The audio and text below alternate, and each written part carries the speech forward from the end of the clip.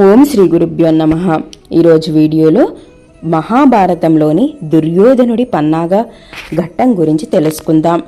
పాండవుల అందరూ మన్నలను పొందడం భరించలేని దుర్యోధనుడు ధృతరాష్ట్రుడితో వెళ్ళి, తండ్రి, దూరం ఆలోచించకుండా ధర్మరాజును యువరాజుగా నియమించావు. రాజోద్యోగులు ప్రజలు కూడా నీ గొప్పతనాన్ని గుర్తించకుండా పాండవులనే కీర్తిస్తున్నారు. నీవు గుడ్డివాడవు, భీష్ముడు బ్రహ్మచారి. పెద్దవాళ్ల వదంతో మిమ్మల్ని ఎవ్వరూ కూడా గౌరవించడం లేదు. మీకు లభించని గౌరవము మీ పుత్రులమైన మాకు ఏమాత్రం ఏ విధంగా లభిస్తుంది అని అనుకుంటున్నారు. అందుకోసం మేము కూడా ఆ పాండవులకు దాసులం కావాల్సి వస్తోంది. కాబట్టి ఎలాగైనా పాండవులని రాజ్యం నుండి పంపివేయండి అని అడుగుతాడు దుర్యోధనుడు. శకుని కూడా వంత పాడుతాడు. ఆ తర్వాత ధృతరాష్ట్రుడు ఇలా అంటూ ఉన్నాడు దుర్యోధనుడితో, అయితే ఇప్పుడు నన్ను ఏమి చేయమంటావో చెప్పు నాయనా.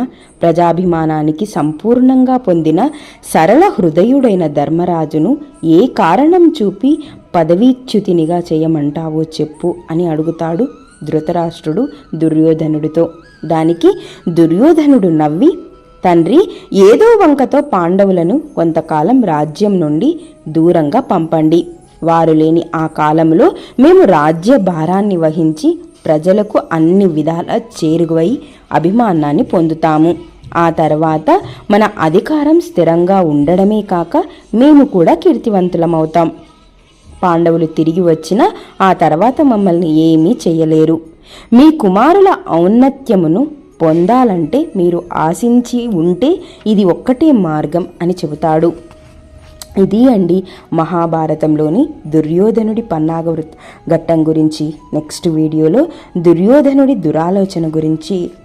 దురాలోచన ఘట్టం గురించి తెలుసుకుందాం. ఈ వీడియో కనుక మీకు నచ్చితే లైక్ చేయండి, షేర్ చేయండి. సునీత యజ్ఞమూర్తి వ్లాగ్ని సబ్స్క్రైబ్ చేసుకోవడం మాత్రం మర్చిపోవద్దు.